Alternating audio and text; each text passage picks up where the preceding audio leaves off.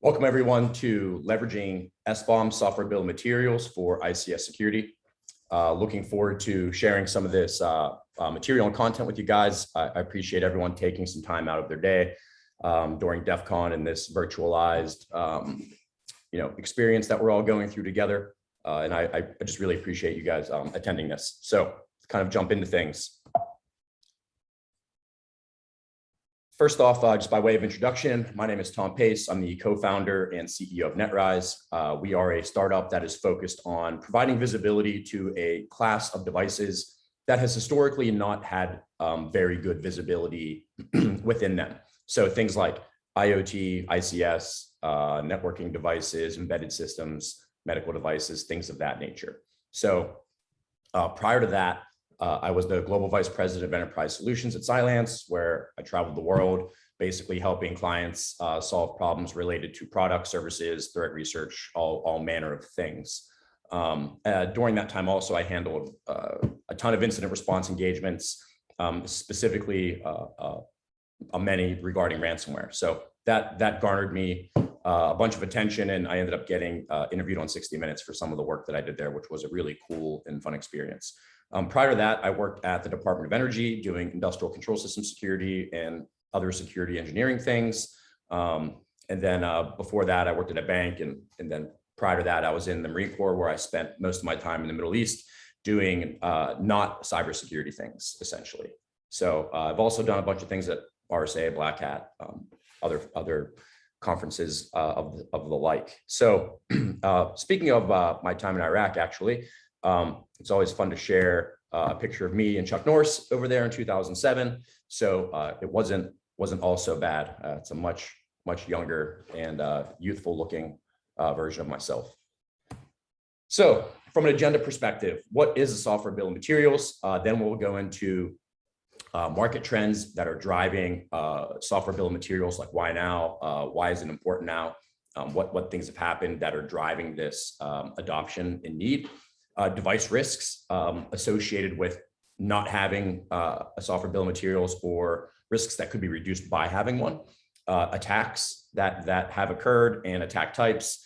And then we'll move into identifying and discussing the value proposition, the use cases that software bill of materials can provide. How do we generate and consume an SBOM, the challenges associated with such, and then what do I do once I have one?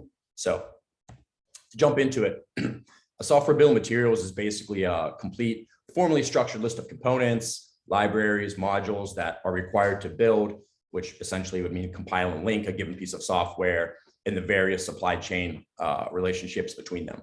And so in the bottom left here, you can see the relationships of the Acme application, where you basically have, Bingo Buffer or Bob's browser, Carol's compression engine, things like that. This is an example that is used by the NTIA, which is a part of the Department of Commerce that has really been spearheading the software bill of materials working group, of which I've been a member for roughly 8 months or so. They're doing amazing work, and it's a really exciting thing that they've done there and what they've done for the community in general. So on the right-hand side here, you see basically an adaptation of an ingredients label for food that could be modeled for software. And so, an example here would be, imagine a scenario where you have a peanut allergy, as an example, and you go into a bakery and basically ask the baker, hey, I have this severe peanut allergy. I need to know if any of this cake that I want to buy, or cookies or whatever, have been made within the vicinity of peanuts or something like that, because you have like a very intense allergy, and then basically not being able to tell you. So you now have to basically make the decision on whether or not you're going to accept the risk of purchasing this baked good and putting your health at risk. Well, that's essentially the state of affairs that we are in from a software perspective. Now, all companies don't have that problem to that extent, but generally speaking, software bill of materials are not available for or distributed to the great majority of software that is created. So, and this provides a bunch of problems, which we'll kind of dive into. So these are things that we do have a bill of materials for. Food, obviously, nutrition labels, ingredients, various sizes and dosages of different things. Hardware. So this is the bill of materials for a red wagon. So it has all the components and parts required. And then also chemicals. Now, this is less of a specific list of ingredients for chemicals, but it is a, hey, here are the things that you need to be aware of. If this happens to you from a prevention, reporting, storage, disposal perspective, it has, here are the hazards associated with this. And so these would basically, you could think about these as potentially, like, from a comparison perspective, like vulnerabilities associated with the software component from the chemicals perspective. So these are all examples of things that we have a list of ingredients, a list of risks, a list of harms potentially associated with different things in our lives. So, but what we don't have this for in many cases are software, and even less so for industrial control systems, operational technology, things like that. So the things that are driving and providing critical functionality for critical infrastructure and oil and gas and power and utilities and things like that are especially deficient in this realm. So which one is more important? Having a bill of materials for a red wagon or having a bill of materials for a programmable logic controller? It's obviously a facetious question, but as you can see, we do have a bill of materials for a red wagon and we don't for a programmable logic controller in many cases, and that's a problem. So diving into the market drivers and trends, why do SBOMs matter and why now? So the executive order that recently came out, which was a huge step in the right direction from a software bill of materials perspective, has the phrase SBOM mentioned 11 times. Operational technology is specifically called out. It also highlights various use cases of a software bill of materials, vulnerability and license analysis, risk management use cases, centralized storage and aggregation of software bill of materials so that you can do things like a higher level analysis and have all this data in one place. 5G deployment and adoption is a huge driver here.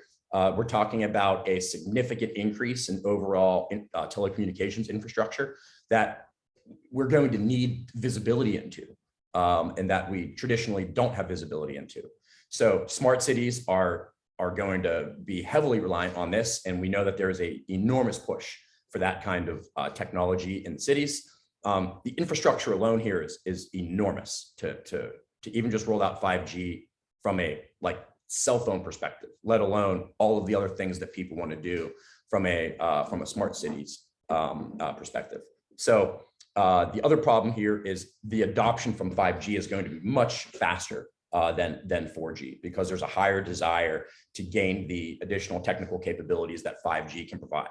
So that's going to increase a huge attack surface that then currently exists. I already kind of mentioned smart cities, but the idea here is, right, this is the problem you have here is there's a adoption and time to market are almost certainly going to supersede security requirements. And that becomes less of an issue if we have a software bill of materials and we have all of this data available to us that can provide us insight into things that are going on. So if we are gonna get things to market really quick and ignore security, at least at the beginning, at least we have visibility into these things.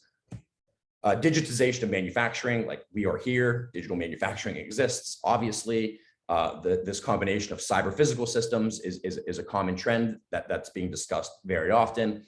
But once again, security is kind of viewed as an afterthought here, even though we all know how important it is. And security is hard. Baking these things into the build pipeline is hard. This isn't a discussion necessarily that all of these things are like the easiest things in the world, but it is important to highlight that these things are incredibly important.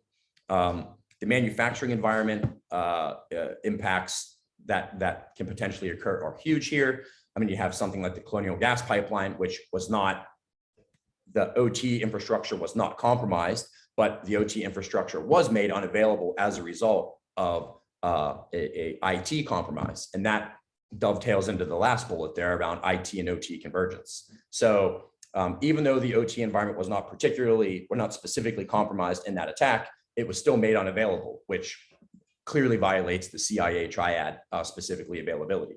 So these kind of issues are becoming more and more common, and we can't really, allow these kind of things to keep happening. Otherwise, not having the East Coast be able to get gasoline and other oil-based products is obviously a pretty big problem.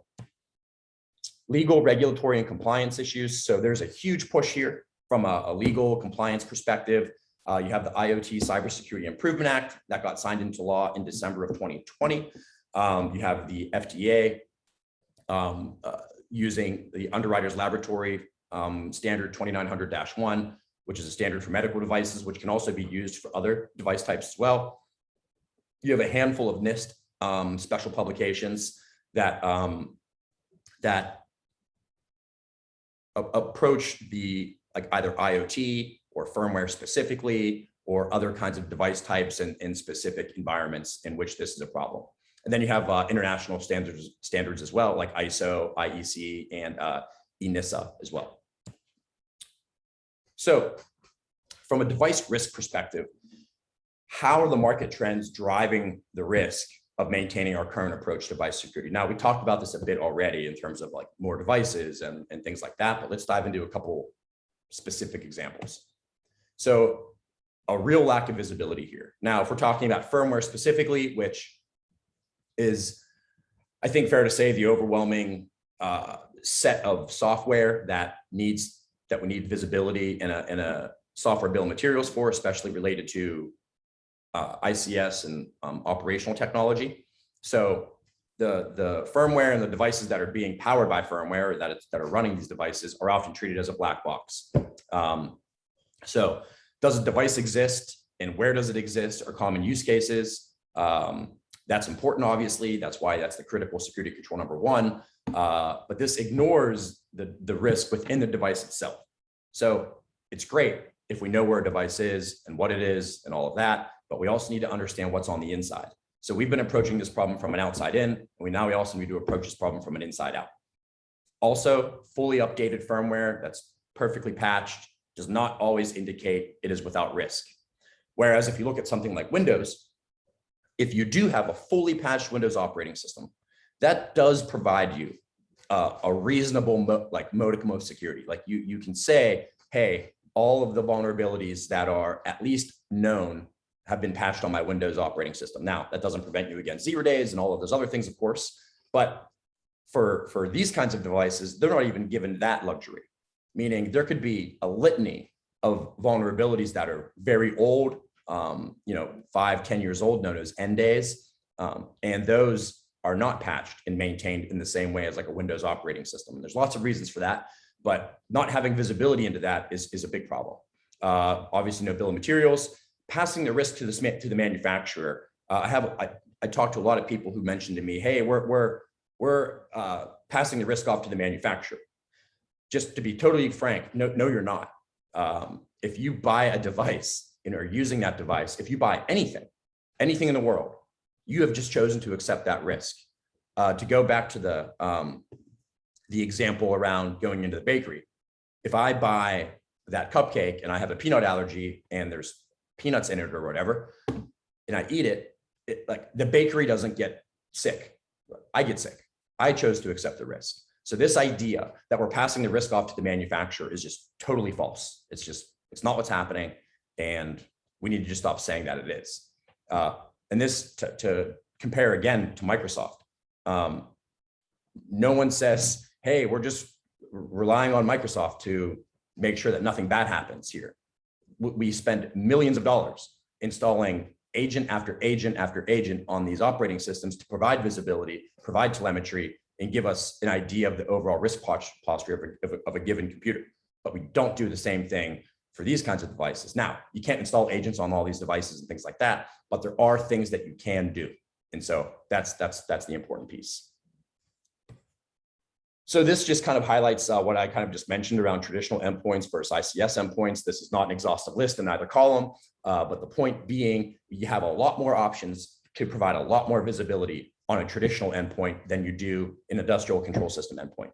So like I mentioned, most of the analysis is done from a network layer perspective of an outside in. You have limited options and technical capabilities for endpoint telemetry because you a lot of these devices just can't even support an agent. Infrequent updates and patch cycles, whereas on traditional endpoints, you have a million opportunities to gain visibility, as everybody obviously knows. So here's another example that something I experienced while I was working at Department of Energy. One of the things I was tasked with was determining the impact of vulnerabilities such as shell shock, Heartbleed, others. We had no visibility into our own devices, no proactive announcements about what was happening. I had to reach out to all of the vendors that were running various device types within the environment, and it took a long time to even get answers that were somewhat confident, not even perfectly confident, which was another problem. I had the opportunity to talk with a handful of people who were on the front lines of this from a manufacturer perspective. And one anecdote I received was from a very large OT ICS manufacturer that they had to email 635 people internally to ascertain, where specific versions of, an OpenSSL binary was being utilized. So needless to say, that is a not scalable approach, and makes dealing with this problem even more challenging. So an inability to answer, are we affected, which piggybacks on that. So if we determine a vulnerability exists, a set of credentials exist, an expired certificate is there, whatever it is, we don't have like a repeatable, consistent process to determine if you're affected. Answering questions can be hard, right? Companies acquired don't have an inventory. So this is something that we can help solve. Manufacturers have the same problem as the end user. Most manufacturers don't own their entire supply chain. They are relying on other third-party vendors for components and hardware and software and open source things, just like other people. So they actually have the same problem as the end user in many cases, which is an important thing to notate. Most organizations have 30 plus vendors, probably conservatively. So being able to manage all of this is time consuming, not comprehensive, and not done in a way that really scales. So there's no continuous monitoring or analysis, which is I suppose fairly obvious. If we don't have visibility into things, we have no way to continuously monitor and analyze them. So what you'll see is a lot of organizations will do this via a consulting engagement, which is not continuous, not comprehensive, and only focused on really what's outlined in a statement of work. So aspects that need to be continuously monitored here, in no particular order: vulnerability identification, compliance, risk tracking, the ability to just ask questions of this data. So here's a particular example with related to a Siemens vulnerability that came out in April of 2020 that highlights that this continuous monitoring and analysis is not occurring. So the device notice date is April of 2020. The vulnerability release date is from August of 2018. This is what I mentioned as an end day. Like this is not a 0 day. This is not a new vulnerability. This is an old vulnerability that is just identified. And it was related to a kernel version. So this is 609 days that at-risk devices were running critical functions. So this was not a difficult piece of analysis that needed to be conducted. You identify the kernel version and you look up that kernel version against the National Vulnerability Database. I mean, it couldn't be simpler. And something as simple as that just is not occurring. So you can see how this provides a giant problem. This is just as a result of these risks that exist, it's like, okay, so we have risk, great. Are there actually attacks happening as a result? And the answer is obviously yes. So pathway one is you have a targeted supply chain malware attack, or not necessarily even malware, but putting in like a backdoor, which isn't necessarily a malicious binary, but could just be like hard-coded credentials in a configuration file or something like that. So SolarWinds is a great example of this recently, obviously. A targeted device vulnerability attack. This is the most common, I think, based on what we've seen. You have like the Mirai botnet, you have Ripple 20, you have all of these various device vulnerabilities from code that is running on these different kinds of devices. And then you have the infiltration of IT networks across the OT air gap. So you had the municipal water system where they were able to compromise some things and get access to like the chemicals and whatnot. And then you also have, as I mentioned previously, the colonial gas pipeline issue. So how can software bill of materials help? So shining a light on this device risk is really what we're after. So from a value proposition, we can reduce unplanned and unscheduled work, reduce code bloat, adequately understand dependencies within broader projects, comply with license obligations, monitor components for vulnerabilities, obviously, end of life awareness, make code easier to review, maintain a blacklist of banned components, which is super important, especially for things like high assurance environments, provide software bill of materials to customers for that transparency, third-party risk identification. You can build this software bill of materials into your third-party risk. So now instead of relying on like a paper-based questionnaire that's always like questionable in the amount of value that's providing, we can now actually have a data-driven approach to doing third-party risk management for the software that we're procuring from these vendors, and then compliance adherence. And so I love this, I don't even know what to call it, like SBOM flower on the right-hand side that highlights different use cases around supply chain, software development, software vulnerabilities, compliance, all these different pieces of parts. So there's a lot of good use cases here for this data once we have it. So it's kind of the age-old tale. Once we get the visibility, once we get the data, we can extrapolate that and solve a ton of problems downstream. So that's what we're trying to do. So SBOM generation and consumption. There's a lot of software development tools that can create SBOMs for you easily as you're building code. Going back and creating an SBOM for something that's already been done is just a much more challenging proposition most of the time. So, the standards that exist for SBOM, adherence, Cyclone DX, SWID, and SPDX are all well documented. You can go find them online. And if you go look at like Cyclone DX as an example, they have an entire page dedicated to tools that can be used to generate software bill of materials, that can be used to generate them from Cyclone DX to SPDX format. There's tons of opportunities here to make this much easier on yourself. On the right-hand side, you see this is a set of the use cases that are basically part of the Cyclone DX standard.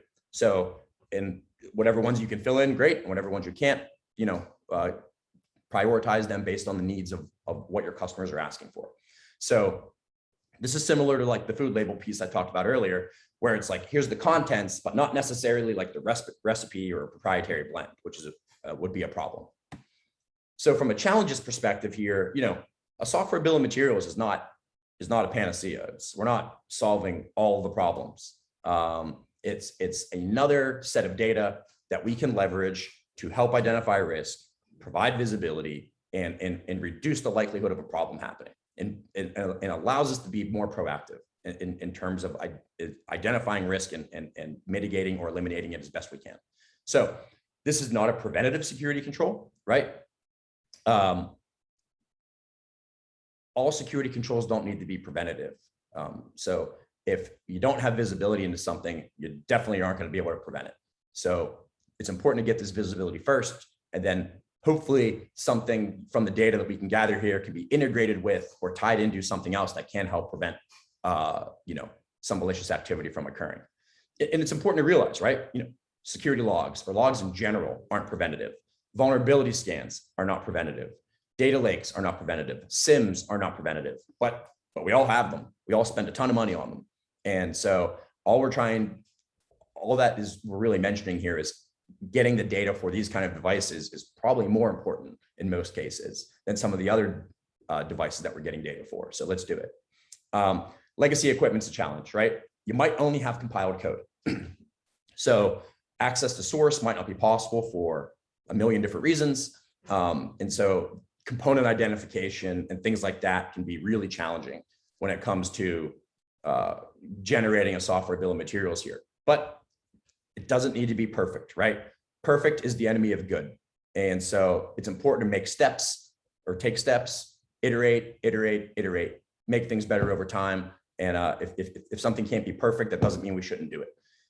Imagine if you're a person who has been blind or is colorblind, right? We've all seen those amazing videos of somebody being given a pair of those glasses and they can finally see colors for the first time, and then we all cry.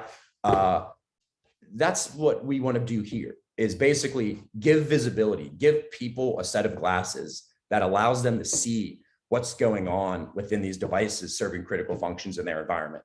And so it's possible, we can do it. So some misconceptions about a software bill of materials that I think are worth highlighting here. Am I providing a roadmap to the attacker?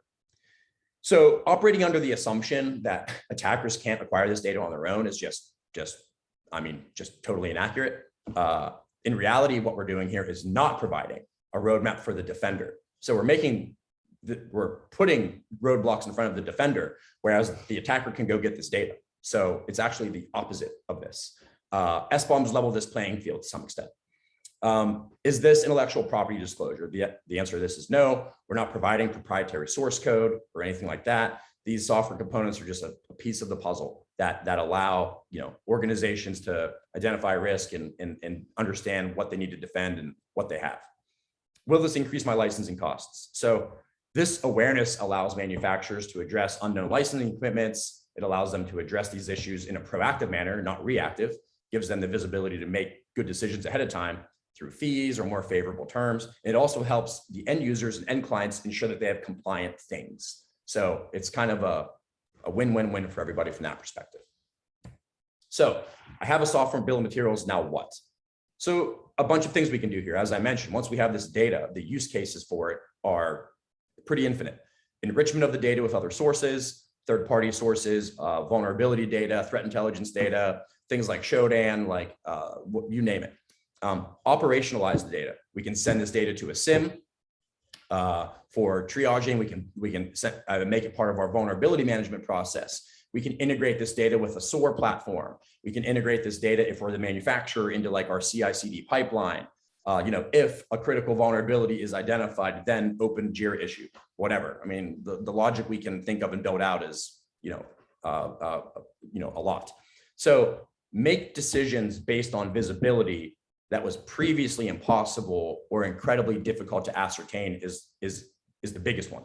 So adding additional monitoring to this device due to a vulnerability, push back on manufacturer for lack of license compliance, enhance third-party risk management, data-driven insights for lifecycle management, segment a device or a class of devices.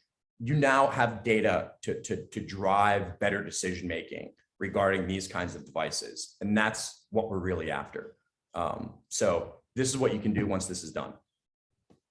So I appreciate everybody taking some time to attend this talk. I hope it was helpful and informative. I will be on the Discord server answering questions as this goes live. So please reach out if you have any questions. I guess I should have put my contact information here, but you can reach out to me at thomas.pace, THOMAS.PACE at netrise.io, NETRISE.io. Once again, thank you very much. I appreciate it. And I look forward to speaking with you during the Discord conversation. Thanks.